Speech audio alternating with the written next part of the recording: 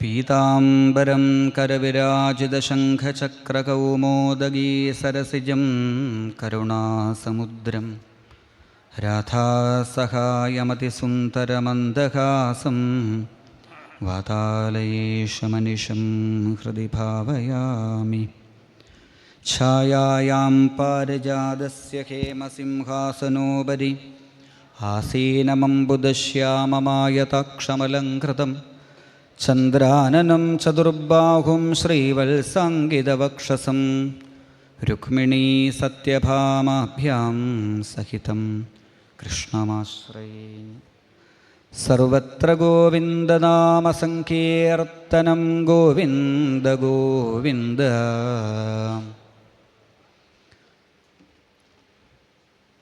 ശ്രീകൃഷ്ണ ഭഗവാന്റെ മധുരാലീലകളെയാണ് ഇവിടെ നമ്മൾ അനുസ്മരിച്ചു കൊണ്ടിരുന്നത്. പലവിധത്തിൽ സർവരെയും തന്നിലേക്ക് ആകർഷിച്ചു കൊണ്ടിരിക്കുന്നതായ ഭഗവാൻ കേവലം വൃന്ദാവനത്തിലെ സാധാരണക്കാരിലും സാധാരണക്കാരായിട്ടുള്ള ഗോപീഗോപന്മാരുടെ മഹത്വം ബ്രഹ്മശങ്കരാദികൾക്ക് തുല്യമായി ഉയർത്തിയതായ രംഗം നമ്മൾ കണ്ടു. ഒരു പക്ഷേ ഉദ്ധവൻ എന്ന ആ ഭാഗവതനെ കൃഷ്ണാവതാര രംഗം സമർപ്പിച്ച് കൃഷ്ണനാട്ടം സമർപ്പിച്ച് തിരിച്ചെഴുന്നള്ളുന്ന അവസാന നിമിഷം വരെ തന്നിലേക്ക് ഭഗവാൻ ചേർത്ത് പിടിച്ചു എന്നുണ്ടെങ്കിൽ അതിന് ഉദ്ധവനെ പ്രാപ്തനാക്കിയതും ഗോപികമാരുടെ പാദരേണുക്കളിലേക്കുള്ള ഒരു നമസ്കാരം തന്നെയാണ്. സർവവിധത്തിലും ആ ഉദ്ധവൻ്റെ ശിരസിൽ പറ്റിപ്പിടിച്ചിരിക്കുന്ന വൃന്ദാവനത്തിലെ മണൽത്തരികൾ അത് തന്നെയാണ് ത്വം തു ഭാഗവതേഷ്വഹം എന്ന് ഭഗവാൻ ഉദ്ധവന് അനുഗ്രഹം നൽകാൻ കാരണം. പിന്നീട് മധുരയിൽ അക്രൂരനെയും സൈരന്ധ്രിയെയും അവരവരുടെ ഗൃഹങ്ങളിൽ ചെന്ന് ഭഗവാൻ അനുഗ്രഹിക്കുന്നതായ രംഗത്തെ അനുസ്മരിച്ചു. ധൃതരാഷ്ട്രസഭയിലേക്ക് പാണ്ഡവന്മാർക്ക് അവകാശപ്പെട്ട ഭൂമിയെ ഇനിയെങ്കിലും തിരിച്ചു നൽകൂ, മക്കളെ ഇനിയെങ്കിലും നേരായ മാർഗത്തിൽ ഉപദേശിച്ച് നേരെ നടത്തൂ എന്ന സന്ദേശവുമായി അക്രൂരനെ ഭഗവാൻ പറഞ്ഞയച്ചു.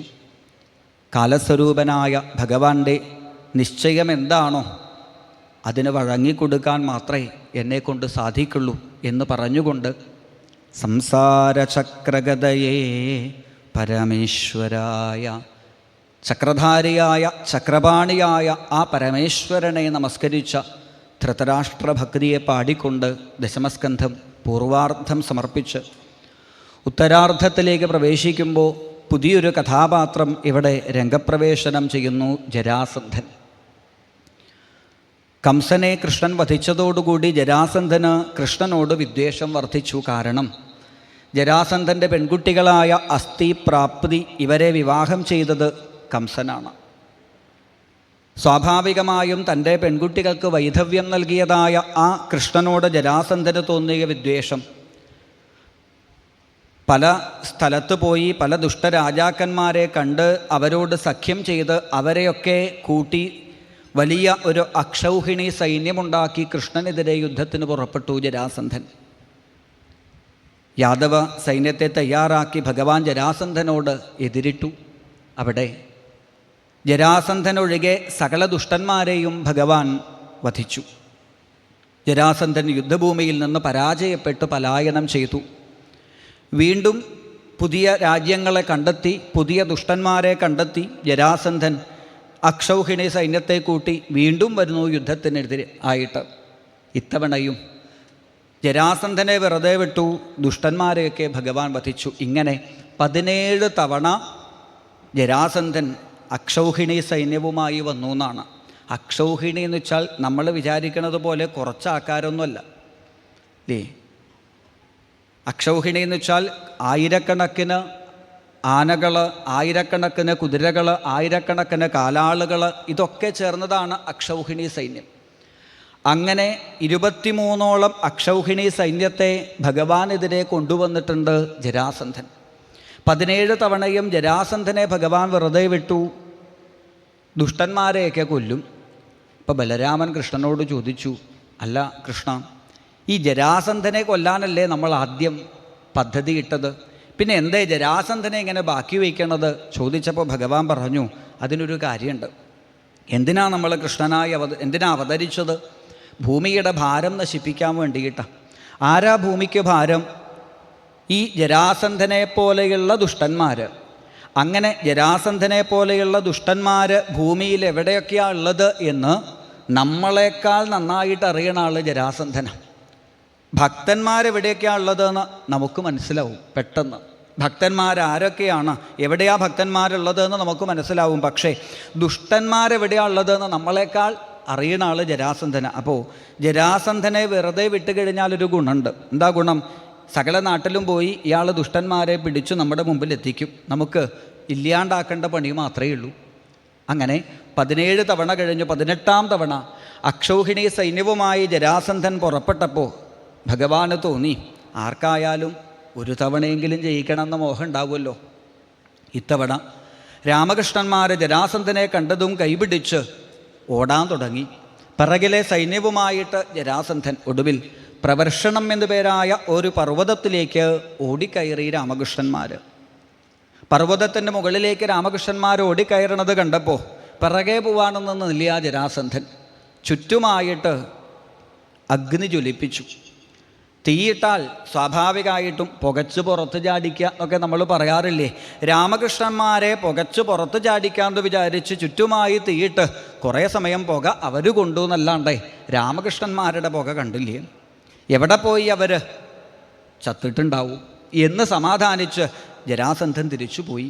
എന്നാൽ ഒറ്റ രാത്രി കൊണ്ട് സമുദ്രത്തിന് മധ്യത്തിലായി ദ്വാരക എന്ന മഹാനഗരത്തെ ഭഗവാൻ നിർമ്മിച്ച് യാദവന്മാരെ മുഴുവൻ തൻ്റെ സങ്കല്പം കൊണ്ട് തന്നെ ഭഗവാൻ ദ്വാരകയിലേക്ക് മാറ്റി തൻ്റെ ദ്വാരകാലീലകൾക്ക് തുടക്കമിട്ടു എന്ന് വർണ്ണിച്ചു.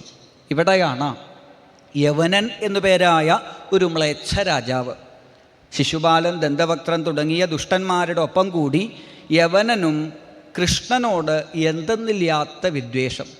സത്യം പറഞ്ഞാൽ യവനൻ ഇതുവരെ കൃഷ്ണനെ കണ്ടിട്ടുമില്ല, കൃഷ്ണൻ ഒരു ഉപദ്രവവും യവനന് ചെയ്തിട്ടുമില്ല. എന്നിട്ടും യവനന് കൃഷ്ണനോട് ഉപദ്രവം. കാരണം എന്താ വെച്ചാൽ കൃഷ്ണനോട് വിദ്വേഷം. കാരണം യവനൻ്റെ കൂട്ടുകാരൊക്കെ ആ ലിസ്റ്റിൽപ്പെട്ട ആൾക്കാരായിരുന്നു.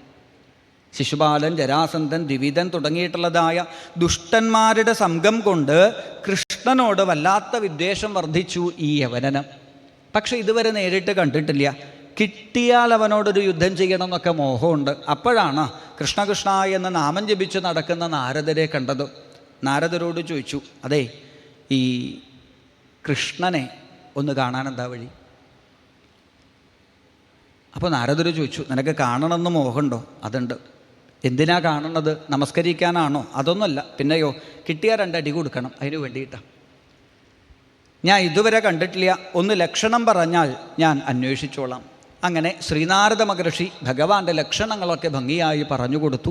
പീതാംബരപ്പട്ടുടുത്തിട്ടുണ്ടാവും, വനമാല ചാർത്തിയിട്ടുണ്ടാവും, പീലിക്കിരീടം ചാർത്തിയിട്ടുണ്ടാവും, ഗോപിക്കുറി തൊട്ടിട്ടുണ്ടാകും, പൊഞ്ചിലമ്പ് ധരിച്ചിട്ടുണ്ടാകും. ഇതിനൊക്കെ പുറമെ മൊത്തത്തിലൊരു കള്ള സ്വഭാവവും ഉണ്ടാവും. ഇതാണ് കൃഷ്ണൻ. ഇങ്ങനെ നാരദർ പറഞ്ഞ ആ രൂപം മനസ്സിൽ ധ്യാനിച്ച് അധികം നീങ്ങേണ്ടി വന്നിട്ടില്ല. ഒരു പർവ്വതത്തിൻ്റെ താഴ്വാരയിൽ ഒരു സ്വർണ്ണരഥത്തിനരികിൽ ശ്രീകൃഷ്ണ ഭഗവാനെ കണ്ടു. ലക്ഷണയർ നാരദ പ്രോക്ത. ലക്ഷണം കൊണ്ട് നാരദർ പറഞ്ഞ ആൾ തന്നെയാണ്. പക്ഷേ കള്ളസ്വഭാവം എന്താണെന്ന് മനസ്സിലാവണില്ല. ഇത് യവനൻ ചിന്തിക്കുമ്പോഴേക്കും ഭഗവാൻ ഒരോട്ടം. നേരെ ഓടിപ്പോയിട്ടുണ്ടെങ്കിൽ കുഴപ്പമില്ല, കുറച്ച് ദൂരം ഓടുക, എന്നിട്ട് തിരിഞ്ഞു നോക്കുക. അത് കണ്ടപ്പോൾ ഉറപ്പിച്ചു, ഇതാ കള്ളൻ തന്നെ. പിറകിലെ യവനനും വച്ചു പിടിച്ചു. ഒരു ഗുഹയ്ക്കകത്തേക്ക് ഭഗവാൻ കയറിപ്പോയി. യവനനും പിറകിലെ പോകുമ്പോഴേക്കും പീതാംബരപ്പെട്ട് പുതച്ച് കൂർക്കം വലിച്ചുറങ്ങുന്നുണ്ട്. പൊട്ടിച്ചിരിച്ചു യവനൻ. ഓടലും വരലും കിടക്കലും ഉറങ്ങലും കൂർക്കം വലിയും തുടങ്ങിയോ ഇത്ര പെട്ടെന്ന് എന്ന ഭാവത്തിൽ കാലുയർത്തി കൊടുത്തു ഒരു ചവിട്ട്. മുകുന്ദൻ എന്ന് നനച്ച് ചവിട്ടിയാക്ക്. പക്ഷെ ഒരക്ഷരധികം ഉണ്ടായിരുന്നു. അത് മുകുന്ദനായിരുന്നില്ല, മുചുകുന്ദൻ എന്ന രാജാവായിരുന്നു. അദ്ദേഹത്തിൻ്റെ നേത്രാഗ്നിയിൽ യവനൻ ഭസ്മമായി. ഇക്ഷാകുവിൻ്റെ വംശത്തിൽ പറഞ്ഞ ഈ മുചുകുന്ദൻ പണ്ട് ദേവന്മാരുടെ സഹായത്തിന് വേണ്ടിയിട്ട്, ദേവന്മാരെ സഹായിക്കാൻ വേണ്ടി യുദ്ധത്തിന് പുറപ്പെട്ടു അത്രേ. എത്രയോ കാലം അസുരന്മാരോട് ഉറക്കമൊഴിച്ച് യുദ്ധം ചെയ്തതായ ഈ മുചുകുന്ദൻ ഒടുവിൽ യുദ്ധമൊക്കെ കഴിഞ്ഞ് ജയം നേടിയ ദേവന്മാർ എന്ത് വരം വേണം എന്ന് ചോദിച്ചപ്പോൾ മുചുകുന്ദൻ പറഞ്ഞു, ഭൂമിയിൽ ചെന്ന് ഒരു ടെൻഷനില്ലാണ്ട് കുറച്ച് കാലം കഴിയണം. ഭൂമിയിൽ ചെന്നിട്ട് ഒരു ദുഃഖവും ഒരു വേദനയും ഇല്ലാണ്ട് കുറച്ച് കാലം കഴിയണം. അപ്പോൾ ദേവന്മാർ ആലോചിച്ചു, ഭൂമിയിൽ ടെൻഷനും വേദനയൊന്നും ഇല്ലാത്ത ഒരൊറ്റ പരിപാടിയേ ഉള്ളൂ. എന്ത്? ഉറക്കം. അന്നത്തെ കാലത്ത് സപ്താഹമൊന്നുമില്ലല്ലോ. അപ്പോൾ യവനൻ ഉറക്കത്തെ തന്നെ വരമായി വാങ്ങി ഭൂമിയിലേക്ക് വന്ന് ഉറങ്ങുമായിരുന്നു. ആ ഉറക്കത്തിന് തടസ്സം വരുത്തിയതായ ഈ യവനനെ തൻ്റെ നേത്രാഗ്നിയിൽ ഭസ്മീകരിച്ചു മുചുകുന്ദൻ. ഭഗവാനെ കണ്ട് അതിഭംഗിയായിട്ട് അവിടെ സ്തുതിച്ചു. നാരായണനാണ് എന്നറിഞ്ഞ് സർവ്വവിധത്തിലും ആത്മബോധം ഹൃദയത്തിലുണ്ടാവണേ എന്ന് പ്രാർത്ഥിച്ചതായ മുചുകുന്ദനെ ബദരികാശ്രമത്തിലേക്ക് തപസ്സിനായി ഭഗവാൻ പറഞ്ഞയച്ചു. ആ ഇടയ്ക്കാണ് കകുത്മീപുത്രിയായ രേവതിയെയും കൂട്ടിയിട്ട് വരുന്നു ദ്വാരകയിലേക്ക്. പറഞ്ഞയച്ചത് ബ്രഹ്മാവാണ്. ചെറിയൊരബദ്ധി ഇദ്ദേഹത്തിന് പറ്റി. എന്താ വെച്ചാൽ തൻ്റെ മകളുടെ ജാതകവും മകളെ ഒക്കെ കൂടിയിട്ട് ബ്രഹ്മലോകത്തേക്ക് പോകുമ്പോൾ ബ്രഹ്മാവിനെ കാണാൻ കുറച്ചൊന്ന് താമസിച്ചു. അല്പം വെയിറ്റ് ചെയ്യേണ്ടി വന്നു. അപ്പോഴേക്കും ഇവിടെ യുഗങ്ങൾ അനേകം കഴിഞ്ഞു. ഇനി ജാതകമൊന്നും കൊണ്ട് കാര്യമില്ല. എന്തു ചെയ്യണം? അപ്പോഴാണ് ഭൂമിയിൽ ദ്വാപരയുഗം നടക്കുകയാണ്. കൃഷ്ണൻ്റെ സഹോദരനായിട്ട് ബലരാമൻ എന്ന പേരിൽ അനന്തമൂർത്തി അവതരിച്ചിട്ടുണ്ട്. ഈ രേവതിയെ ബലരാമന് നൽകാനായി അറിയിച്ചു. അതുപ്രകാരം എത്തിയതാണ് എന്നറിയിച്ചതും ബലരാമൻ ആ രേവതിയെ വേണ്ടതുപോലെ വിവാഹം ചെയ്തു എന്ന് അനുസ്മരിച്ചു.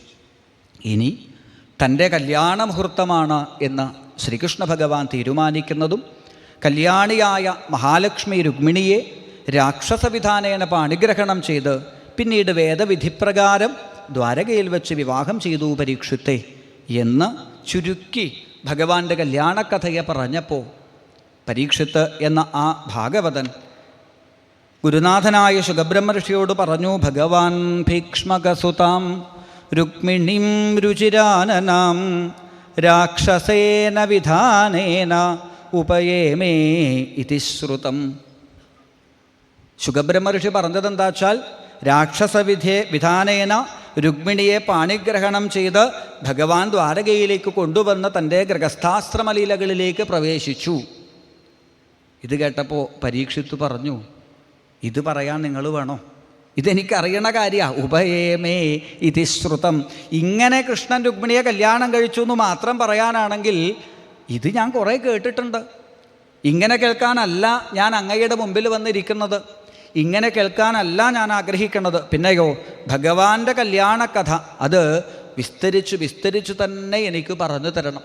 കൃഷ്ണകഥകളെ ചുരുക്കുമ്പോൾ എനിക്ക് എത്ര വേദനയുണ്ട് എന്ന് ഞാൻ ആദ്യം തന്നെ അങ്ങയോട് സൂചിപ്പിച്ചുവല്ലോ.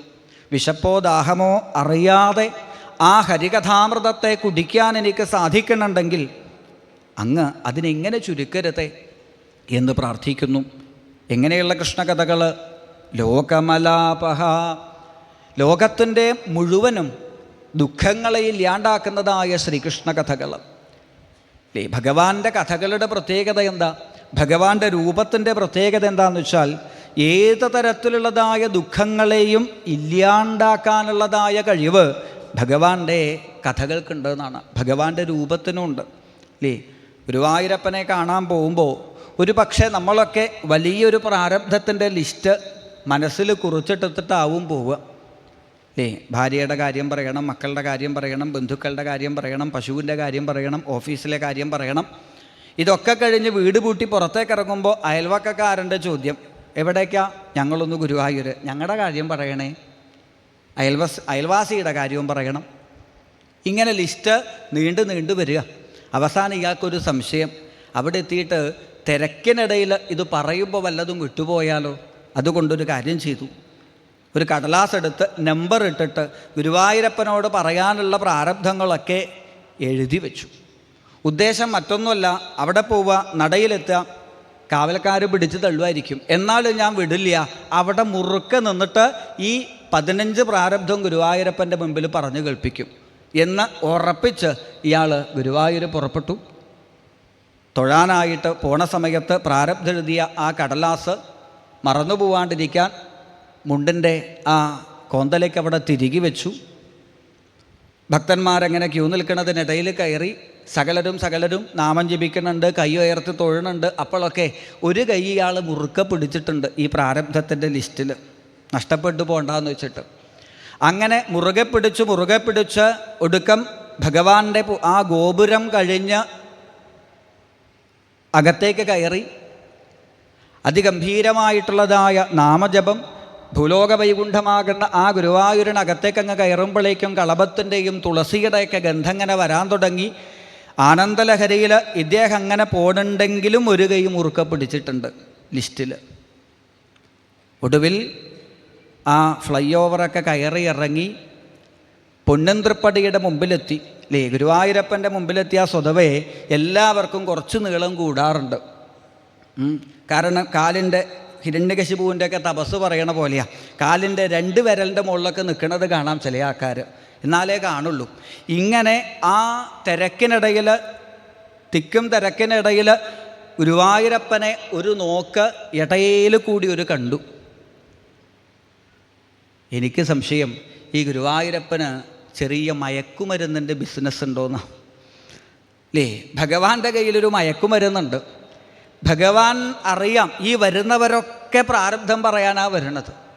ഈ തന്നെ കാണാൻ വരുന്ന സകലരും തൻ്റെ മുമ്പിൽ വന്ന് പ്രാരബ്ധം പറയുന്നു മാത്രമല്ല, ഇത് പറഞ്ഞാലൊട്ട് തീരൂല്ല. അപ്പോൾ ഭഗവാൻ ആലോചിച്ചു, പ്രാരബ്ധം കേൾക്കാണ്ടിരിക്കാൻ എന്താ വഴി? അപ്പോൾ ഭഗവാൻ ഒരു കാര്യം ചെയ്യും, ആ പടി കടന്ന് ഇങ്ങോട്ട് വരുന്നുണ്ടല്ലോ, അതിനു മുമ്പേ ഈ മയക്കുമരുന്നങ്ങ് കുത്തിവെക്കും. പിന്നെ ഇയാൾ പ്രാരബ്ധമൊക്കെ മറക്കും. ഏതാ അത്? മധുമഞ്ജുഹാസം ഹാസം ഹരേരവനതാഖില ലോക തീവ്ര ശോകാശ്രുസാഗര വിശോഷണം അത്യുദാരം. ഭക്തൻ്റെ കണ്ണുനീർക്കടലിനെ വറ്റിച്ചു കളയാൻ കഴിവുള്ളതായ ഒരു പുഞ്ചിരി. ഭഗവാന്റെ ആ ഒരു പുഞ്ചിരി അങ്ങ് കണ്ടതും പിന്നെ എല്ലാം മറന്നു ഭംഗിയായി ഗുരുവായൂരപ്പനെ തൊഴുത് തിരിച്ച് റൂമിൽ വന്ന് മുണ്ട് മാറ്റണ സമയത്താണ് പെട്ടെന്ന് എന്തോ ഒരു കടലാസ് താഴെ വീണ് കിടക്കണു. ഇതെന്താ കടലാസ്? അപ്പോഴാണ് ഇയാൾ ആലോചിച്ചത്, മറന്നുപോയി.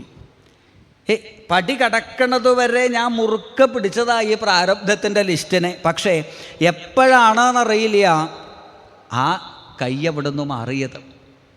ഗുരുവായൂരപ്പനോട് ചോദിച്ചു നോക്കാം, ഇത്രയ്ക്കൊക്കെ ദിവസവും ആൾക്കാർ വരണുണ്ടല്ലോ, ഇതുവരെ എത്ര പ്രാരബ്ധം കേട്ടിട്ടുണ്ട് ഗുരുവായൂരപ്പ എന്ന് ചോദിച്ചാൽ ഗുരുവായൂരപ്പൻ പറയും, എന്താ അറിയില്ല, എൻ്റെ മുമ്പിൽ വന്നിട്ട് ഇന്ന് വരെ ഒരാളും ടെൻഷൻ പറയണത് ഞാൻ കേട്ടിട്ടില്ല. എന്നെ കാണാൻ വരുന്ന ഒരാൾക്കും അതില്ല. എന്തൊരു സൂത്ര നോക്കണേ. അപ്പോൾ ഇതുപോലെ കേട്ട് എത്രയ്ക്കൊക്കെ കേട്ടാലും കോനു തൃപ്യേത ശൃണ്വാന ശ്രുതജ്ഞോ നിത്യനൂതന. എത്ര കേട്ടാലും എത്ര പാടിയാലും പുതുപുത്തനായിട്ടിരിക്കുന്നു ഭഗവാന്റെ കഥകളും. ഭഗവാനെ പോലെ തന്നെ ഗുരുവായൂരപ്പനെ കണ്ടിട്ട് മടുത്തു എന്ന് നമ്മൾ പറയാറില്ല. ചില ആൾക്കാരൊക്കെ അഹങ്കാരം പറയണത് കേൾക്കാം. അഹങ്കാരം എന്താ വെച്ചാൽ ഒരു തവണയെങ്കിലും തൊഴാൻ പറ്റുന്നില്ലല്ലോ എന്ന് വിചാരിച്ച് സങ്കടപ്പെട്ട് നിൽക്കുന്ന സമയത്ത് എൻ്റെ മുമ്പിൽ വന്നിട്ട് പറയാം 4 തവണയേ തൊഴാൻ പറ്റിയിട്ടുള്ളൂ എന്ന്. അപ്പോൾ 4 തവണയേ തൊഴാൻ പറ്റിയിട്ടുള്ളൂ എന്ന് പറയുമ്പോൾ എനിക്കും തൊഴണം എന്നാ. ഇതുപോലെ എത്ര ഭഗവാന്റെ കഥകൾ കേൾക്കുന്നുവോ അത്ര കണ്ട് ഇത് കൂടുതൽ കേൾക്കണം എന്നല്ലേ തോന്നുന്നുള്ളൂ കൃഷ്ണകഥകൾ. എന്താ ശ്രീകൃഷ്ണ കഥകളുടെ പ്രത്യേകത? അതെത്ര കേട്ടാലും മതിയാവുന്നില്ല, അതെത്ര പാടിയാലും കൊതി തീരുന്നില്ല. ഒരു പക്ഷേ ഇത് തന്നെയാണ് വീണ്ടും നമ്മൾ ഓരോരുത്തരെയും ഈ ഭാഗവതത്തെ കേൾക്കാനും പറയാനും പ്രേരിപ്പിക്കുന്നത്. ഓരോ തവണ പറയുമ്പോഴും ഓരോ തവണ കേൾക്കുമ്പോഴും ഇത്രയുമല്ലല്ലോ ഇതിനപ്പുറം മധുരം ഭാഗവതത്തിനുണ്ടല്ലോ എന്ന ഭാവത്തിലേക്ക് ഭഗവാന്റെ കഥകൾ നമ്മളെ എത്തിക്കുന്നു. അതുകൊണ്ട് ഭഗവാന്റെ കല്യാണം പോലൊരു കല്യാണം ഈ ലോകത്തിൽ വേറെ നടന്നു എന്ന് എനിക്ക് തോന്നണില്ല. നമ്മുടെയൊക്കെ കല്യാണ കഥ എത്ര കാലം ആൾക്കാർ പറഞ്ഞിട്ടുണ്ടാവും? ആലോചിച്ച് നോക്കുക. കല്യാണം കഴിച്ച നമുക്ക് തന്നെ നമ്മുടെ കല്യാണ കഥ ഇപ്പോൾ ആലോചിക്കുമ്പോൾ ആകെപ്പാടൊരു ടെൻഷനാണ്. അപ്പോൾ പിന്നെ നമ്മുടെയൊക്കെ കല്യാണ കഥ ബാക്കിയുള്ളവർ എത്ര കാലം പാടും? എത്ര ആഘോഷമായിട്ട് എത്ര ആർഭാടമായിട്ട് നമ്മൾ കല്യാണം കഴിച്ചാലും 3-4 മാസം കഴിയുമ്പോഴേക്കും നമ്മളതൊക്കെ മറക്കും. എത്ര കഷ്ടപ്പെട്ടിട്ടാണ് കല്യാണ സമയത്ത് നമ്മൾ ആൽബവും വീഡിയോ ഷൂട്ടിങ്ങും ഒക്കെ ചെയ്യാം. എത്ര മെനക്കേടാ അതൊക്കെ ചെയ്യാൻ തന്നെ. പാട്ടുപാടി അതിനനുസരിച്ചിട്ടുള്ള അഭിനയവും ഒക്കെ ചെയ്ത് കുറച്ച് ദിവസം കഴിയുമ്പോൾ അവനവൻ്റെ കല്യാണ കാസറ്റ് അവനവന് തന്നെ മടുക്കാൻ തുടങ്ങും. കുറച്ച് കാലം കഴിഞ്ഞാൽ പിന്നെ അതെവിടെയാണ് ഉള്ളത് തന്നെ നമുക്കറിയില്ല.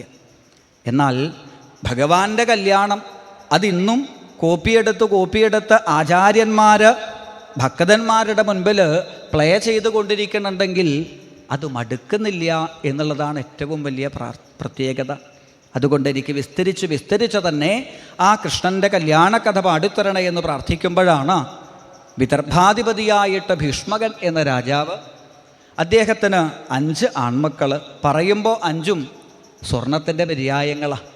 പേരുമായിട്ടൊരു ബന്ധവും സ്വഭാവത്തിനില്ല എന്ന് മാത്രം. രുക്മി, രുക്മരഥൻ, രുക്മബാഹു, രുക്മകേശി, രുക്മമാലി എന്നിങ്ങനെ 5 ആൺമക്കൾ. ഇവർ 5 ആൾക്കാരും മഹാദുഷ്ടന്മാർ എന്നു മാത്രമല്ല ഇവരുടെ കൂട്ടുകാരൊക്കെ ഇതിനേക്കാൾ വലിയ ദുഷ്ടത്തരം ഉള്ള ആൾക്കാരാണ്. കൃഷ്ണദ്വേഷമാണ് ഇവരുടെ പ്രധാന ബിരുദം. അങ്ങനെ കൃഷ്ണനോട് വിദ്വേഷം പുലർത്തുന്നതായ തൻ്റെ 5 ആൺമക്കളുടെയും സ്വഭാവം കണ്ടപ്പോൾ അടുത്തുള്ള അംബികാക്ഷേത്രത്തിൽ നിത്യം ദർശിച്ച് ആ ഭഗവതിയെ പ്രാർത്ഥിച്ച് തത്ഫലമായി രുക്മിണീഷ സ്വസാസതി. രുക്മിണി എന്ന പേരിൽ സാക്ഷാൽ മഹാലക്ഷ്മി തന്നെ ഈ 5 ഏട്ടന്മാരുടെയും അനിയത്തിക്കുട്ടിയായിട്ട് അവിടെ അവതരിച്ചു. കുട്ടിക്കാലം മുതൽ രുക്മിണിക്കൊരു പ്രത്യേകതയുണ്ടായിരുന്നു എന്ന് പറയുന്നു ഭാഗവതം. എന്താ പ്രത്യേകത? സോപശ്രുത്യ മുകുന്ദസ്യ രൂപവീര്യഗുണശ്രിയ ഗൃഹാഗതേർഗീയമാന. നാരദാദി ഋഷീശ്വരന്മാർ ഇടയ്ക്കിടയ്ക്ക് കൊട്ടാരത്തിലേക്ക് വരുമല്ലോ. അങ്ങനെ ഭക്തന്മാരായ ഭാഗവതന്മാരായ ഗുരുനാഥന്മാരെ കണ്ടുകഴിഞ്ഞാൽ ഓടിച്ചെന്നവരെ നമസ്കരിച്ച് കൊച്ചു തമ്പുരാട്ടിയായ രുക്മിണി പറയും, എനിക്ക് കണ്ണൻ്റെ കഥകളെ പാടിത്തരണേ. അപ്പോൾ നാരദാദികൾ മടിയിലിരുത്തി രുക്മിണിക്ക് പാടിക്കൊടുത്തു അമ്പാടിയിലെ വെണ്ണകെട്ട്, പാലുകെട്ട്, ഓടി നടന്ന അമ്പാടിക്കണ്ണൻ്റെ കഥകൾ.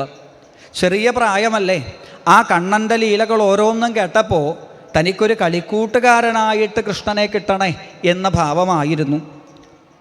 ആ കൃഷ്ണ കഥകളോട് രുക്മിണിക്ക് എത്ര ശ്രദ്ധയുണ്ടായിരുന്നു എന്ന് നാരദാദികൾ പോലും അത്ഭുതത്തോടു കൂടിയിട്ട് ഓർമ്മിച്ചു. കാരണം കൃഷ്ണനിപ്പോൾ അമ്പാടിയിൽ നിന്ന് വൃന്ദാവനത്തിലേക്ക് താമസം മാറ്റി രുക്മിണി എന്നും പറഞ്ഞ് നാരദര് കഥ നിർത്തിയിട്ട് പോയി. പിന്നെ ചിലപ്പോൾ 2 മാസമൊക്കെ കഴിഞ്ഞിട്ടാണ് വരിക.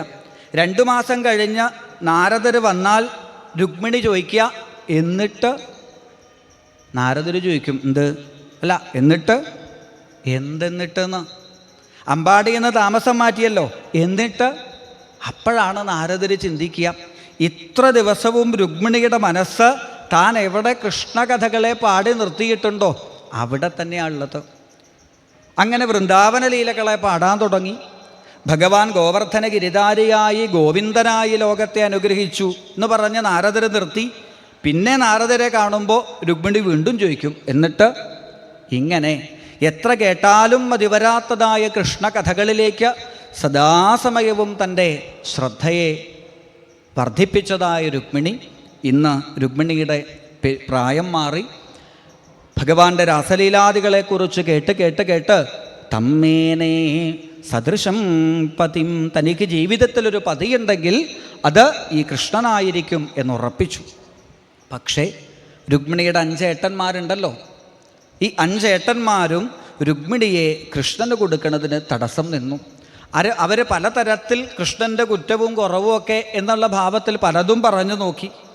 എന്നിട്ടൊന്നും അനുജത്തി അടങ്ങണില്ലാതെ കണ്ടപ്പോൾ ഒടുവിൽ അവർ 5 ആൾക്കാരും കൂടി ഒരു തീരുമാനമെടുത്തു, രുക്മിണിയെ വിവാഹം കഴിപ്പിക്കുക എത്രയും പെട്ടെന്ന്. അതാർക്ക് വേണം? സംശയിക്കേണ്ടതില്ല. അവരുടെ ഉറ്റ സുഹൃത്തായ ശിശുപാലന് വിവാഹം കഴിച്ചു കൊടുക്കാൻ തീരുമാനിച്ചു. കാരണം ശിശുപാലൻ കൃഷ്ണദ്വേഷത്തിൽ നല്ല ബിരുദമുള്ള ആളാണ്. അങ്ങനെയുള്ളതായ ശിശുപാലന് വിവാഹം കഴിച്ചു കൊടുക്കണമെന്ന് തീരുമാനിച്ചു. ഇവിടെ രുക്മിണി ഈ വിവാഹ വാർത്ത അറിയണത് വിവാഹത്തിന് 2 ദിവസം മുമ്പ്. ഏട്ടന്മാർ 5 ആൾക്കാരും കൂടി ചുറ്റും വന്ന് നിന്ന് പറഞ്ഞു, നാളെ കഴിഞ്ഞ് മറ്റന്നാൾ കല്യാണമാണ്, ശിശുപാലനാണ് നിൻ്റെ വരൻ, എതിർക്കാനാണ് ഭാവം എന്നുണ്ടെങ്കിൽ ഇനി ഞങ്ങളുടെ സ്വഭാവമൊക്കെ മാറും. ഭീഷണിപ്പെടുത്തി അങ്ങ് ഇറങ്ങിപ്പോയതും രുക്മിണി അവിടെ തളർന്നു. താൻ ഇത്രകാലം പ്രാർത്ഥിച്ചതായ പാർവതീദേവി, തൻ്റെ കുലദേവതയായ ഭഗവതി, ആ ഭഗവതി മാത്രമേ തനിക്കിനി ആശ്രയമുള്ളൂ. ആപതിക്കും കരണീയം സ്മരണീയം ചരണയുഗളമമ്പായ. ഹൃദയത്തിൽ ആ കുലദേവതയായ പരദേവതയായ ഭഗവതിയെ നന്നായിട്ട് രുക്മിണി അങ്ങനെ പ്രാർത്ഥിക്കുന്നു. അതേസമയം അംബികാക്ഷേത്രത്തിൽ രുക്മിണിയുടെ ആ വിവാഹ ജീവിതത്തിന് നന്മയുണ്ടാവാൻ ഭഗവതിക്ക് പുഷ്പാഞ്ജലി ചെയ്തുകൊണ്ടിരിക്കുന്ന പൂജാരി, പുറത്ത് രുക്മിണിക്ക് പ്രസാദം കൊണ്ടുകൊടുക്കാൻ ദാസിമാരൊക്കെ കാത്തു നിൽക്കുന്നുണ്ട്. പക്ഷേ ഭഗവതി ആ പൂജാരിയുടെ ഉള്ളിൽ തോന്നിപ്പിച്ചു, ഈ പ്രസാദം ഞാൻ തന്നെ കൊണ്ടു കൊടുക്കാം. ദാസിമാരോട് പറഞ്ഞു, നിങ്ങൾ പോയിക്കോളൂ, പുഷ്പാഞ്ജലി കഴിഞ്ഞ് ഞാൻ പ്രസാദം കൊണ്ടു കൊടുത്തോളാം. അങ്ങനെ ആ അമ്മയുടെ പാദത്തിൽ നിന്നും സിന്ദൂരവും പുഷ്പവും എടുത്ത് പുഷ്പാഞ്ജലി പ്രസാദവുമായി ആ ബ്രാഹ്മണൻ നേരെ രുക്മിണിയുടെ അന്തഃപുരത്തിലേക്ക് കയറി വന്നപ്പോൾ കരഞ്ഞ് കിടക്കണതായ രുക്മിണിയെ കണ്ടപ്പോൾ ചോദിച്ചു, എന്തുപറ്റി രുക്മിണി? നാളെ കഴിഞ്ഞ് മറ്റന്നാൾ കല്യാണം വെച്ചിട്ട് എന്തേ ഇങ്ങനെ സങ്കടപ്പെടുന്നത് എന്ന് ചോദിച്ചപ്പോഴാണ് സർവമവർണ്ണയൽ, തൻ്റെ ഉള്ളിലുള്ളതായ കൃഷ്ണപ്രേമത്തെ ഇനി മറ്റൊരാളോട് തനിക്ക് പറയാൻ ആവില്ല. ഇപ്പോൾ ഇദ്ദേഹത്തോടല്ലാതെ വേറൊരാളോടും തനിക്ക് പറയാൻ ഇനി അവസരം കിട്ടിയെന്ന് വരില്ല. പരമഭക്തനായ ആ ബ്രാഹ്മണൻ്റെ മുൻപിൽ കുട്ടിക്കാലം മുതൽ കൃഷ്ണകഥകളെ പാടി തനിക്ക് കൃഷ്ണഭക്തിയെ തന്ന ആ ബ്രാഹ്മണൻ്റെ മുൻപിൽ അറിയിച്ചപ്പോൾ ഭഗവാനെ ആഗ്രഹിച്ചു രുക്മിണി എന്ന് കേട്ടതും അദ്ദേഹത്തിൻ്റെ മുഖത്തുണ്ടായ ഒരു സന്തോഷം. കാരണം എല്ലാവർക്കും തോന്നണതല്ലല്ലോ, എല്ലാവർക്കും സാധിക്കുന്നതല്ലല്ലോ ഭഗവാനോടുള്ള ഈ ഒരു പ്രേമം. പക്ഷേ ഇത് കൃഷ്ണനറിയണ്ടേ, കൃഷ്ണനെ ഒന്ന് അറിയിക്കണ്ടേ നമുക്ക്? എത്രയും പെട്ടെന്ന് രുക്മിണി ഒരു എഴുത്തായിട്ട് ആ പ്രേമഭാവത്തെ എഴുതി ബ്രാഹ്മണൻ്റെ കയ്യിലേക്ക് കൊടുത്തു. ബ്രാഹ്മണൻ അതും എടുത്ത് ദ്വാരകയിലേക്ക് ഇതാ പറന്നു. അവിടെ ആസീനം കാഞ്ചനാസനെ, സ്വർണസിംഹാസനത്തിൽ സൗന്ദര്യത്തിടമ്പായിട്ട് ശോഭിക്കുന്നതായ ആ ഭഗവാനെ കണ്ട് വീണ് നമസ്കരിച്ചു. ഭഗവാനോ ഈ ബ്രാഹ്മണനെ വേണ്ടതുപോലെ സ്വീകരിച്ചു എന്ന് മാത്രമല്ല, അദ്ദേഹത്തിൻ്റെ പാദപൂജയൊക്കെ നടത്തി ചോദിച്ചു, അങ്ങ് എവിടുന്നാണ് വരുന്നത്, എന്താ വിശേഷം? ഇപ്പം പറഞ്ഞു, ഞാൻ വിദർഭ എന്ന രാജ്യത്തുനിന്ന് വരുന്നു, അവിടെ ഒരു കല്യാണം നടക്കുകയാണ്, ആ കല്യാണത്തിനുള്ള ക്ഷണപത്രികയാണ്, എഴുത്താണ് എൻ്റെ കയ്യിൽ. ഭഗവാൻ പറഞ്ഞു, ഇവിടെ എനിക്കൊരു ഏട്ടനുണ്ട്, ബലരാമൻ എന്നാണ് പേര്, അദ്ദേഹമാണ് കാരണവർ. അപ്പോൾ ഇങ്ങനെയുള്ള എഴുത്തൊക്കെ ഞാൻ വാങ്ങിയാൽ ചിലപ്പോൾ ഏട്ടന് വിരോധമാവും, അതുകൊണ്ടൊരു കാര്യം ചെയ്യൂ, ഏട്ടന് കൊടുത്താൽ മതി ഈ എഴുത്ത്. അപ്പോൾ ബ്രാഹ്മണൻ പറഞ്ഞു, ഈ എഴുത്ത് ഇപ്പോൾ ഏട്ടന് കൊടുത്താൽ ശരിയാവുമെന്ന് എനിക്ക് തോന്നണില്ല, ഇത് അങ്ങയ്ക്ക് മാത്രമായിട്ട് എഴുതിയതാണ്. വേഗം ഭഗവാൻ ആ പ്രണയ സന്ദേശത്തെ ഇതാ സ്വീകരിച്ച് അതൊന്ന് നിവർത്തിയതും ഭഗവാന്റെ താമരക്കണ്ണുകൾ നിറഞ്ഞു എന്നാണ്. ഭഗവാന് രുക്മിണി എന്ന ആ ജീവൻ തന്നെ എത്ര പ്രേമിക്കുന്നു, രുക്മിണിക്ക് തന്നെ എത്ര ഇഷ്ടമാണ് എന്നറിയാൻ എഴുത്ത് മുഴുവനൊന്നും വായിക്കേണ്ടി വന്നില്ല. രുക്മിണിയുടെ ആദ്യത്തെ ഒരു സംബോധന കൊണ്ട് തന്നെ രുക്മിണി എന്ന ആ ജീവൻ തന്നെ എത്ര കൊതിക്കുന്നു എന്ന് ഭഗവാന് മനസ്സിലായി. പക്ഷേ ഭഗവാന് മാത്രം മനസ്സിലായാൽ ശരിയാവില്ലല്ലോ. വേഗം ആ പ്രേമലേഖനം മടക്കി ബ്രാഹ്മണൻ്റെ കയ്യിലേക്ക് കൊടുത്തിട്ട് പറഞ്ഞു, ഹേ ബ്രാഹ്മണ, ഈ എഴുത്ത് അങ്ങ് തന്നെ വായിച്ചാൽ മതി. ഇത് കേട്ടപ്പോൾ ബ്രാഹ്മണന് വേവലാതിയായി. സ്വതവേ പ്രേമലേഖനം മറ്റൊരാളെ കൊണ്ട് ആരും വായിപ്പിക്കാറില്ലല്ലോ. എന്തേ ഭഗവാൻ ഇങ്ങനെ ചെയ്തതെന്ന് വെച്ചാൽ ഒരു പക്ഷേ നമ്മളെയൊക്കെ പേടിച്ചിട്ടാവും. കാരണം ഭഗവാനോ മറ്റോ എഴുത്ത് രഹസ്യമായി വാങ്ങി വായിച്ച് മേശയുടെ അടിയിൽ വെച്ചിട്ടുണ്ട് എന്ന് വിചാരിക്കാം. നമ്മളൊക്കെ അതിനിപ്പോൾ എത്ര വ്യാഖ്യാനങ്ങൾ എഴുതിയിട്ടുണ്ടാവും, എത്ര വ്യാഖ്യാനങ്ങൾ ഉണ്ടാക്കിയിട്ടുണ്ടാവും. അതും ഉണ്ടാവരുത്. രുക്മിണിയുടെ തന്നോടുള്ള ശുദ്ധമായ പ്രേമത്തിൻ്റെ തെളിവായിട്ട് ഇന്നും ഭാഗവതത്തിൽ ആ എഴുത്തുണ്ടാവണം എന്ന ഭഗവാന്റെ ആ ഒരു ഭാവമാവാം ആ ബ്രാഹ്മണൻ രുക്മിണി സന്ദേശത്തെ അറിയിക്കുന്നതായ രംഗം. അതിനിടയിൽ ചെറിയൊരു സന്ദേശം നിങ്ങൾക്ക് തരാം. രുക്മിണി സ്വയംവര ഘോഷയാത്ര പാർവതീ സന്നിധിയിൽ നിന്നും ആരംഭിക്കുന്നതാണ്. അപ്പോൾ കുറച്ച് ആൾക്കാർ അതിൽ പങ്കെടുക്കാൻ ആ സവിധത്തിലേക്ക് ചെല്ലണം എന്നറിയിച്ചിട്ടുണ്ട്. രുക്മിണീ സ്വയംവര ഘോഷയാത്രയിൽ പങ്കെടുക്കാൻ കുറച്ച് ആൾക്കാർ ആ ദേവീ സവിധത്തിലേക്ക് ചെല്ലണം എന്നറിയിച്ചിട്ടുണ്ട്. ഏതായാലും ഇവിടെ ആ രുക്മിണീ ദേവിയുടെ സന്ദേശത്തെ അറിയിച്ചു. ഭുവനസുന്ദരനായ കൃഷ്ണ, കുട്ടിക്കാലം മുതൽ അങ്ങയുടെ കഥകളെ കേട്ട് അങ്ങയിലേക്ക് പ്രേമം വർദ്ധിച്ചവളാണ് ഈ ഞാൻ. എന്താ അങ്ങയുടെ കഥകളുടെ പ്രത്യേകത? ഹരതോങ്കതാപം. പല വിധത്തിലുള്ളതായ ദുഃഖങ്ങൾ എനിക്കുണ്ട്, പല വിധത്തിലുള്ളതായ വേവലാദികളും ആവലാദികളും ഒക്കെ എനിക്കുണ്ടെങ്കിലും അങ്ങയുടെ കഥകളെ കേൾക്കുമ്പോൾ, അങ്ങയുടെ കഥകളെ പാടുമ്പോൾ ആ ദുഃഖങ്ങളെല്ലാം ഞാൻ മറന്നു പോകുന്നു. എന്താ ഭഗവത് കഥകളുടെ പ്രത്യേകത? തുടക്കത്തിൽ തന്നെ സൂചിപ്പിച്ചുവല്ലോ, താപത്രയോന്മൂലനം. അല്ലേ? ശാരീരികമായ മാനസികമായ സകല ദുഃഖങ്ങളെയും ഇല്ലാണ്ടാക്കാൻ ഭഗവാന്റെ കഥകൾക്ക് സാധിക്കും. അപ്പോൾ കൃഷ്ണ കഥകൾക്ക് തന്നെ ഇത്ര ശക്തിയുണ്ടെങ്കിൽ, ശ്രീകൃഷ്ണ കഥകൾക്ക് ഇത്ര ശക്തിയുണ്ടെങ്കിൽ, അങ്ങയെ തന്നെ സ്വന്തമാക്കിയാൽ എത്ര ആനന്ദം എനിക്ക് ലഭിക്കും. അതുകൊണ്ട് എൻ്റെ മനസ്സ് ആവിശതി ചിത്തം അപത്രപം മേ, ഇന്ന് ലജ്ജ വിട്ട് അങ്ങയിലേക്ക് ആവേശിച്ചിരിക്കുകയാണ്. ഒന്നാമത്തെ ശ്ലോകത്തിൽ രുക്മിണീദേവി തുറന്നെഴുതി, ദ്വാരകാധീശനായ കൃഷ്ണ, ഈ രുക്മിണി അങ്ങയെ പ്രേമിക്കുന്നു. പ്രേമിക്കാൻ മാത്രമാണോ രുക്മിണി ആഗ്രഹിക്കുന്നത്? അല്ല, വിവാഹം ചെയ്യണം എന്ന് ആഗ്രഹിക്കുന്നുണ്ട്. പൊരുത്തങ്ങൾ വേണ്ടേ? കുലശീല രൂപ വിദ്യാ വയോ ദ്രവിണധാമങ്ങളാകുന്ന സകല പൊരുത്തങ്ങളും നമ്മൾ തമ്മിലുണ്ട്.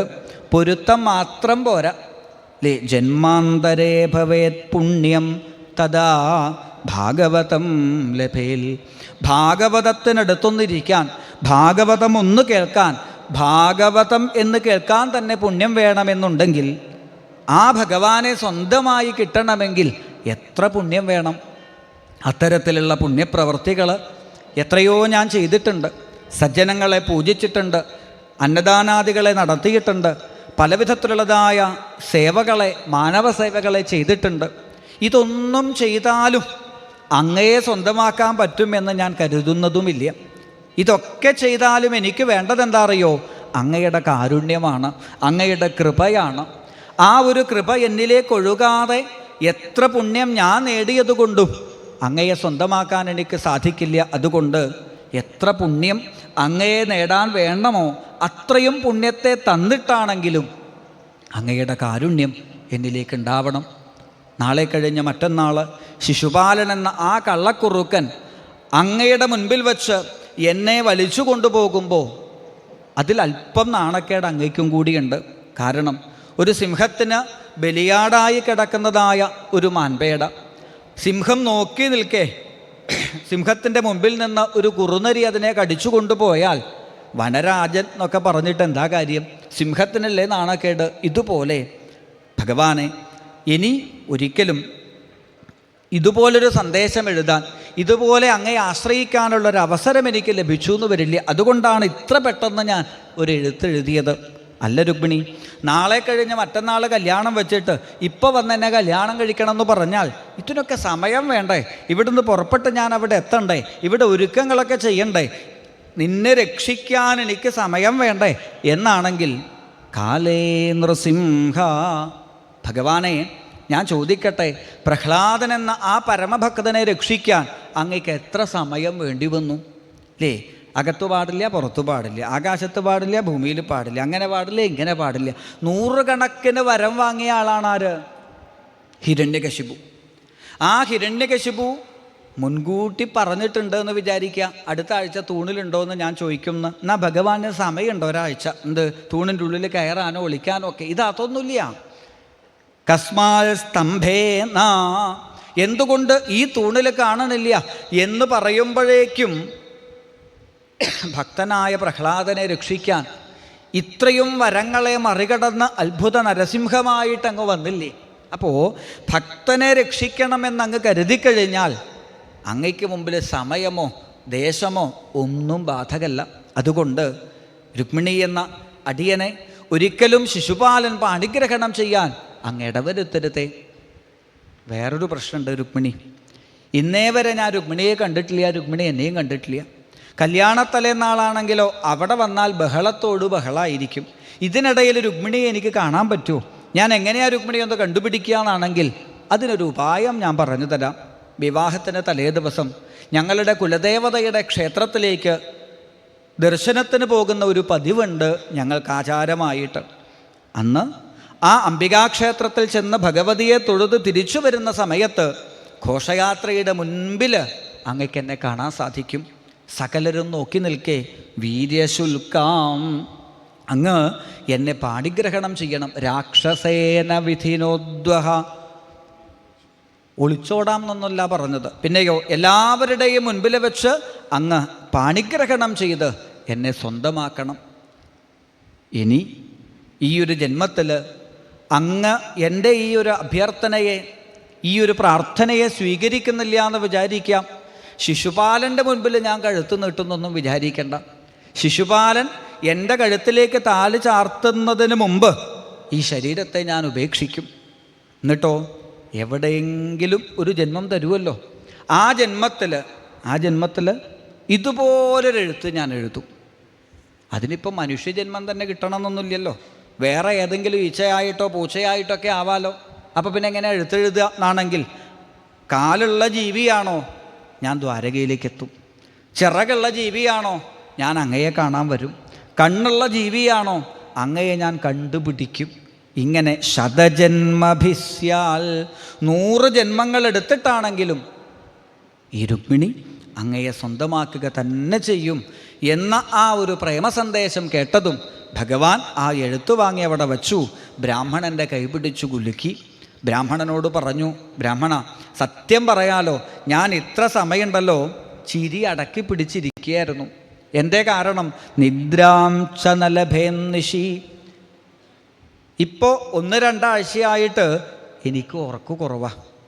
എന്തു പറ്റി?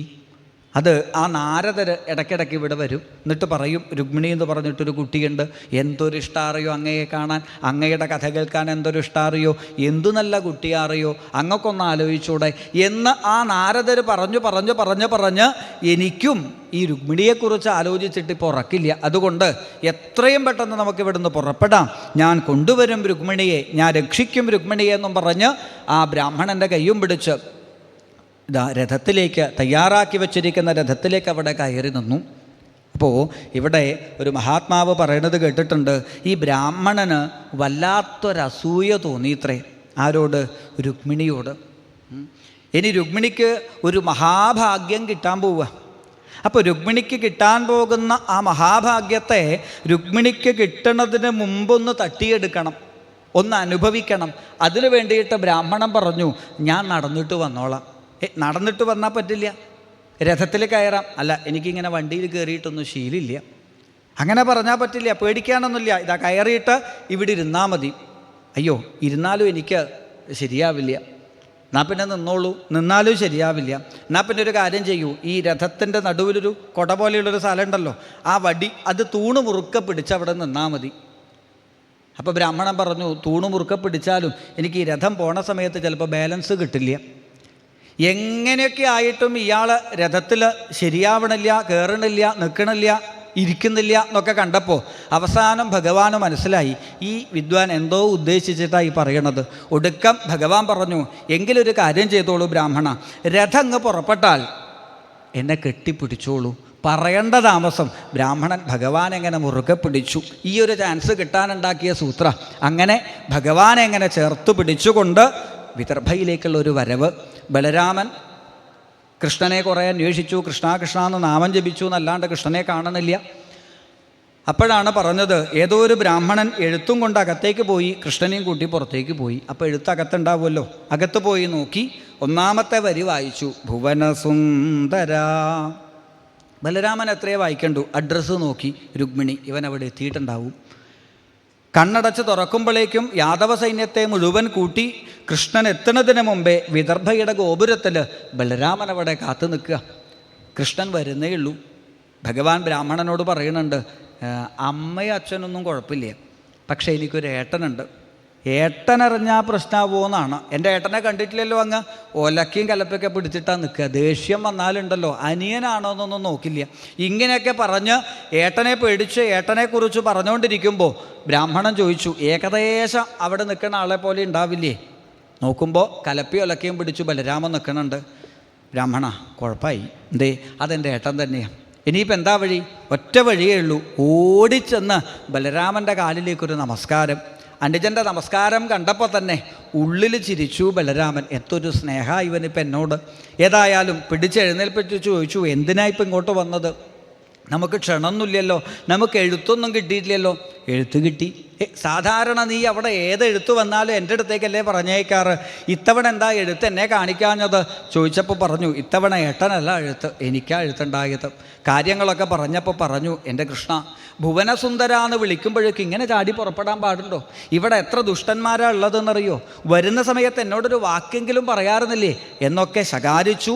ഒപ്പം ഭ്രാതൃസ്നേഹപരിപ്ലുത, അനുജനോടുള്ള ആ സ്നേഹമാണ് അതിന് കാരണം എന്നുകൂടി സൂചിപ്പിച്ചു. ബ്രാഹ്മണനോട് പറഞ്ഞു, ചെന്ന് രുക്മിണിയോട് പറയൂ, ഞങ്ങൾ എത്തിയിട്ടുണ്ടെന്ന് പറയൂ, സന്തോഷമായിട്ടിരിക്കാൻ പറയൂ, ഒരു തരത്തിലും ഇനി വിഷമിക്കരുത് രുക്മിണി എന്ന് പറയേണ്ട താമസം ബ്രാഹ്മണൻ അവിടുന്ന് ഓടി. ഇവിടെ രുക്മിണിയോ പോയതായ ബ്രാഹ്മണനെ കാണാഞ്ഞ വല്ല ആപത്തും അദ്ദേഹത്തിന് സംഭവിച്ചുവോ? അല്ല, ഭഗവാൻ തൻ്റെ എഴുത്ത് സ്വീകരിച്ചില്ല എന്നുണ്ടോ? ഭഗവാൻ തൻ്റെ പ്രാർത്ഥന കേട്ടില്ല എന്നുണ്ടോ എന്നറിയാതെ വിഷമിച്ചങ്ങനെ കരയണ സമയത്താണ് രുക്മിണിയുടെ ഇടത്തെ പുരികം, ഇടതുഭാഗമൊക്കെ പിടയ്ക്കാൻ തുടങ്ങിയത്. എന്തോ ഒരു ശുഭവാർത്ത കേൾക്കാൻ പോകുന്നു എന്ന് ചിന്തിക്കുമ്പോഴേക്കും ഓടി വന്നതായ ആ ബ്രാഹ്മണൻ സന്തോഷത്തോടുകൂടി വന്നു കൃഷ്ണൻ എന്നറിയിച്ചു. ഭഗവാൻ വന്നിട്ടുണ്ട് എന്ന് അറിഞ്ഞതും ഭഗവാനെ കൊണ്ടുതന്ന ആ ബ്രാഹ്മണൻ്റെ മുൻപിലേക്ക് ഇതാ പ്രിയമന്യൻ നാമസ, സാക്ഷാൽ മഹാലക്ഷ്മി വീണങ്ങനെ നമസ്കരിച്ചു. എല്ലാ തരത്തിലും വേണ്ടതുപോലെ രുക്മിണിയെ അനുഗ്രഹിച്ചു. അവിടുന്ന് പിന്നെ ഈ രുക്മിണിയുടെ കണ്ണുകളിൽ നിറഞ്ഞു നിൽക്കുന്നതായ ആ ദുഃഖം അത് മാറുന്നത് വരെ അടുത്തവിടെ ഇരുന്നു ബ്രാഹ്മണൻ. എന്നിട്ടോ ദ്വാരകയിലേക്ക് പോയ രംഗങ്ങൾ, ദ്വാരകയിൽ വച്ച് കൃഷ്ണനെ കണ്ട രംഗങ്ങൾ, കൃഷ്ണൻ തന്നെ പൂജിച്ച രംഗങ്ങൾ, കൃഷ്ണൻ രുക്മിണിയെക്കുറിച്ച് പറഞ്ഞ കഥകൾ, കൃഷ്ണൻ്റെ ഉറക്കം കളഞ്ഞ രുക്മിണിയുടെ സൗന്ദര്യത്തെക്കുറിച്ച് നാരദർ പാടിക്കൊടുത്ത രംഗങ്ങൾ, ഇതൊക്കെ പറഞ്ഞു കുറച്ച് കഴിയുമ്പോഴേക്കും സ്വസ്ഥാഭവ ശുചിസ്മിതേ, രുക്മിണിയുടെ മുഖത്തുള്ള ആ ദുഃഖമൊക്കെ അവിടെ മാറി പുഞ്ചിരിച്ചുകൊണ്ട് അങ്ങനെ ഇരിക്കാൻ തുടങ്ങിയപ്പോൾ ബ്രാഹ്മണൻ പറഞ്ഞു, ഇനി ഞാൻ പെട്ടെന്നൊന്ന് ദ്വാരകയിലേക്ക് പോട്ടെ, അവിടെ കല്യാണത്തിൻ്റെ ഒരുക്കങ്ങളൊക്കെ വേണ്ടെന്നും പറഞ്ഞ് അവിടെ നിന്ന് പോയി. രുക്മിണി വേഗം കാലും മുഖമൊക്കെ കൊഴുകി നന്നായി അങ്ങനെ അണിഞ്ഞൊരുങ്ങി. അതേസമയം ഒരു കഥാപാത്രത്തെ നമ്മൾ വിട്ടുപോകരുത്. പ്രതിശ്രുതവരൻ ശിശുപാലൻ 1.5 ആഴ്ച മുമ്പേ മേക്കപ്പ് തുടങ്ങിയിട്ടുണ്ട്. അയാൾ അവിടെ മേക്കപ്പ് ഇട്ടുകൊണ്ടിരിക്കട്ടെ. ശിശുപാലന് നല്ല ബുദ്ധിയില്ല. നല്ല ബുദ്ധി ഉണ്ടാവട്ടെ എന്ന് വിചാരിച്ച് ശിശുപാലൻ്റെ അച്ഛൻ അതിഗംഭീരമായിട്ടുള്ള ഹോമവും പൂജയൊക്കെ കഴിക്കുന്നുണ്ട്. കാരണം എന്താ വെച്ചാൽ കൃഷ്ണൻ എന്തായാലും വരുന്ന അദ്ദേഹത്തിന് ഉറപ്പുണ്ട്. വന്നാൽ ഇവൻ കയറി വല്ലതും വിളിച്ചു പറയുന്നു ഉറപ്പുണ്ട്. വിളിച്ചു പറയുന്നതിൽ കുഴപ്പമൊന്നുമില്ല. പക്ഷെ 100ൻ്റെ ഇപ്പുറത്ത് നിന്നോട്ടെ, അതിൻ്റെ അപ്പുറത്തേക്ക് പോയാൽ ഇവൻ്റെ തല പോകുമെന്ന് അദ്ദേഹത്തിന് നന്നായിട്ടറിയാം. അതുകൊണ്ട് തൻ്റെ മകന് നല്ല ബുദ്ധി ഉണ്ടാവാൻ വേണ്ടിയിട്ട് അദ്ദേഹം പല വിധത്തിലുള്ള പൂജകളൊക്കെ ചെയ്തുകൊണ്ടിരിക്കുന്നു. ഇവിടെ രാമകൃഷ്ണന്മാരെത്തിയിട്ടുണ്ട് എന്നറിഞ്ഞ് അവർക്ക് വേണ്ടതായ താമസ സൗകര്യങ്ങളൊക്കെ ആ ഭീഷ്മക മഹാരാജാവ് ഒരുക്കി. അന്ന് രാത്രിയിൽ അദ്ദേഹം ചെന്ന് രാമകൃഷ്ണന്മാരെ കാണുന്നു. അപ്പോഴേക്കും വിദർഭാവാസികളൊക്കെ വന്ന് ഭഗവാനെ കണ്ടു. അതിസുന്ദരനായ ഭഗവാനെ കണ്ടപ്പോൾ, ഭുവനസുന്ദരനായ ഭഗവാനെ കണ്ടപ്പോൾ ഈ കൃഷ്ണന് ഭാര്യയാവേണ്ടത് നമ്മുടെ രുക്മിണി തന്നെയാണ് എന്ന് അവരൊക്കെ ഉറക്കെ ഇങ്ങനെ വിളിച്ചു പറഞ്ഞു. അടുത്ത ദിവസം അംബികാക്ഷേത്രത്തിലേക്ക് പരിവാരങ്ങളോടൊപ്പം താളമേളങ്ങളോടും താലപ്പൊലിയോടും കൂടി ആ രുക്മിണീ ദേവീത ഘോഷയാത്രയായി എത്തിച്ചേരുന്നു. പാർവതീദേവി മഹാദേവനോടും ഉണ്ണിഗണപതിയോടും സുബ്രഹ്മണ്യസ്വാമിയോടും കൂടി സകുടുംബം അനുഗ്രഹം ചൊരിയുന്നതായ ആ ശ്രീകോവിലിൻ്റെ മുൻപിൽ സാക്ഷാൽ മഹാലക്ഷ്മിയായ രുക്മിണീത വീണ് നമസ്കരിച്ചു. നമസ്യേ ത്വാംബികേ ഭീഷ്ണം സ്വസന്താനയുതാം ശിവാം ഭൂയാൽ പതിർമേ ഭഗവാൻ കൃഷ്ണ തദനുമോദതാം. എപ്രകാരമാണോ കൈലാസനാഥനായ ആ മഹാദേവനോടൊപ്പം ധന്യമായ ദാമ്പത്യത്തെ അമ്മ അനുഷ്ഠിക്കുന്നത്, അതേ ഭാവത്തിൽ ദ്വാരകാധീശനായ കൃഷ്ണനോടൊപ്പം ധന്യസുദുർലഭ ദാമ്പത്യത്തെ മണ്ണിൽ അനുഷ്ഠിക്കാൻ സാധിക്കണേ എന്ന് പ്രാർത്ഥിച്ചുകൊണ്ട് പ്രസാദം വാങ്ങി തൻ്റെ ആ വ്രതങ്ങളൊക്കെ അവിടെ സമർപ്പിച്ച് അംബികാക്ഷേത്രത്തിൻ്റെ പടവുകൾ തോഴിമാരോടൊപ്പം ഇറങ്ങി വരുന്ന രുക്മിണിയുടെ സൗന്ദര്യം. ശുഖബ്രഹ്മ ഋഷി ആത്മാരാമന, സ്വതവേ ഈ പറഞ്ഞ ശരീരബോധമൊന്നും ഇല്ലാത്ത ആളാണ്. പക്ഷേ ഇവിടെ രുക്മിണി എന്ന ആ ഭുവനസുന്ദരിയെ, മായാമോഹിനിയെക്കുറിച്ച് അതിഗംഭീരമായിട്ടാണ് വർണ്ണിക്കുന്നത്. താം ദേവമായാമിവ വീരമോഹിനിം. രുക്മിണിക്ക് സൗന്ദര്യം എത്രയുണ്ട്? അതിനിപ്പോൾ ഒരു അളവുകോല് പറയണ്ടേ? പറയാം. പരീക്ഷത്തെ പണ്ട് ഭഗവാനൊരു മോഹിനി വേഷം കെട്ടിയിട്ടുണ്ട്. എവിടെ? പാലാഴി തീരത്ത്. പറയുമ്പോൾ അസുരന്മാരെ മോഹിപ്പിക്കാമെന്നൊക്കെയാണ് പറയുക. പക്ഷേ കാമാരിയായ മഹാദേവൻ പോലും മോഹിച്ചു ആ മോഹിനി വേഷം കണ്ടിട്ട്. അന്ന് മോഹിനി വേഷം ധരിച്ച് മഹാദേവനെ പോലും മയക്കിയ ഭഗവാനെ മോഹിപ്പിക്കുന്നവളായിരുന്നു ആര്? രുക്മിണി. അങ്ങനെ മോഹിനീഭാവത്തിൽ നിന്ന് ഭഗവാനെ മോഹിപ്പിക്കുന്ന വീരമോഹിനിയായിട്ട് കളഹംസകാമിനിയായി പടവകൾ ഇറങ്ങി വരുന്നതായ രുക്മിണി. എത്രയോ കാലങ്ങളായി രുക്മിണിയുടെ സൗന്ദര്യം കേട്ടുമാത്രം പരിചയമുള്ളതായ വിദർഭാവാസികൾ, രാജകുമാരന്മാർ അവളെ ഒന്ന് കണ്ട് സമാധാനിക്കാലോ എന്ന് വിചാരിച്ച് ആനയുടെ മുകളിലും കുതിരയുടെ മുകളിലും മതിലിൻ്റെ മുകളിലൊക്കെ തലേ ദിവസം തന്നെ സീറ്റ് പിടിച്ചിട്ടുണ്ട്. ഘോഷയാത്ര വരാറായിട്ടുണ്ട്. അപ്പോൾ കിട്ടുന്ന സ്ഥലത്തിരിക്കാം എന്ന് വിചാരിച്ച് സീറ്റ് പോവുമോ എന്ന് വിചാരിച്ച് ആരും എഴുന്നേറ്റില്ല. ഇപ്പം നിങ്ങളൊക്കെ ഇവിടെ ഇരിക്കണത് അതുകൊണ്ടാണെന്ന് എനിക്കറിയാം അല്ലേ? എണീറ്റാ സീറ്റ് പോവുമോ എന്ന് വിചാരിച്ചിട്ടല്ലേ ഘോഷയാത്ര വരുമ്പോൾ. ഇതുപോലെ അവരൊക്കെ മതിലിൻ്റെ മുകളിലും മരത്തിൻ്റെ മുകളിലും സീറ്റ് പോണ്ടാന്ന് വെച്ച് അവിടെ തന്നെ ഇരുന്ന് രുക്മിണി വരുമ്പോൾ ഒന്ന് കാണാൻ വേണ്ടിയിട്ട് വളരെ ശ്രദ്ധാപൂർവം നോക്കുമ്പോഴാണ് അവരെയൊക്കെ വിഷമിപ്പിച്ചുകൊണ്ടാണ് രുക്മിണിയുടെ വരവ്. എന്തേ വിഷമിപ്പിച്ചു എന്ന് പറയാൻ കാരണം, തല താഴ്ത്തി പിടിച്ചിട്ടാണ് രുക്മിണി വരുന്നത്. എന്താ, കഴുത്തിന് വല്ല പ്രശ്നമുണ്ടോ? കഴുത്തിന് കുഴപ്പമൊന്നുമില്ല. പിന്നെയോ രുക്മിണിക്ക്, അല്ലെങ്കിൽ പഴയ കാലത്ത് പെൺകുട്ടികൾക്ക് ലജ്ജ അഥവാ നാണം എന്ന് പറയുന്ന ഒരു സാധനം, പണ്ടത്തെ കഥയാണ് ഈ പറയുന്നത്, ഇന്നത്തെ കാലമൊന്നുമല്ല. അപ്പോൾ അന്ന് ഈ ലജ്ജയുണ്ടായിരുന്നത് കൊണ്ട് തല താഴ്ത്തിപ്പിടിച്ചിട്ടാണ് രുക്മിണി വന്നത്. എല്ലാവരും രുക്മിണിയെ ഒരു നോക്ക് കാണാൻ ശ്രദ്ധിക്കുമ്പോൾ ഇത്രയും ആൾക്കാരുടെ ഇടയിൽ നിന്ന് താൻ പ്രേമിക്കുന്ന കൃഷ്ണനെ കാണാൻ തൻ്റെ ആ ഇടത്തെ കൈവിരലുകളെ കൊണ്ട് മുടിയൊന്നും ആടിയൊതക്കി ആ വിരലുകളുടെ ഇടയിൽ കൂടി കൃഷ്ണനെ അവിടെ രുക്മിണി കാണുന്നു. ഭഗവാൻ വന്ന് രുക്മിണിയെ പാണിഗ്രഹണം ചെയ്ത് തൻ്റെ രഥത്തിലേക്ക് ഇരുത്തി. അവിടെ നിന്ന് സകല രാജാക്കന്മാരെയും യുദ്ധത്തിനായി പുറപ്പെട്ടപ്പോൾ ബലരാമൻ സകലരെയും പരാജയപ്പെടുത്തി. നാളെ നിശ്ചയിച്ച മുഹൂർത്തത്തിൽ ദ്വാരകയിൽ വെച്ച് കൃഷ്ണൻ രുക്മിണിയെ വിവാഹം ചെയ്യും. എല്ലാവരും ദ്വാരകയിലേക്ക് വരണം. സമ്മാനവും സദ്യവുമായിട്ട് ആ കല്യാണ മഹോത്സവം നമുക്ക് ദ്വാരകയിൽ അതിഗംഭീരമായിട്ട് ആഘോഷിക്കാം. വരുന്നവർക്കൊക്കെ കല്യാണമുണ്ടാകും, വരുന്നവർക്കൊക്കെ മംഗളമുണ്ടാകും എന്ന് പറഞ്ഞുകൊണ്ട് ബലരാമൻ സകലരെയും ദ്വാരകയിലേക്ക് ക്ഷണിച്ചു. അടുത്ത ദിവസം ദ്വാരകയുടെ മധ്യത്തിൽ ഉയർന്നതായ ആ കതിർമണ്ഡപത്തിലേക്ക് തോഴിമാരുടെ കൈപിടിച്ച് മഹാലക്ഷ്മി രുക്മിണീദേവി കയറി വരുന്നതും അക്രൂരൻ ഉദ്ധവൻ തുടങ്ങിയ കൂട്ടുകാരോടൊപ്പം പരമപുരുഷോത്തമനായ ശ്രീകൃഷ്ണ ഭഗവാൻ കയറി വരുന്നതുമായ രംഗം, ഗർഗാദി പുരോഹിതന്മാരുടെ കണ്ഠത്തിൽ നിന്നൊഴുകുന്ന വേദമന്ത്രങ്ങളും മറ്റു പലവിധത്തിലുള്ളതായ വാദ്യഘോഷങ്ങളും മുഴങ്ങുന്നതായ രംഗത്തിൽ സർവചരാചരങ്ങൾക്കും കല്യാണത്തെ കൊടുത്തുകൊണ്ട് രുക്മിണീദേവിയെ സ്വജീവിത സഖിയായി ഭഗവാൻ വരണമാല്യം ചാർത്തി സ്വീകരിക്കുന്ന കല്യാണ രംഗമാണ്, കല്യാണ മുഹൂർത്തമാണ് ഇനി ഈ സത്രവേദിയിൽ നമുക്ക് അനുഭവിക്കാൻ സാധിക്കുക.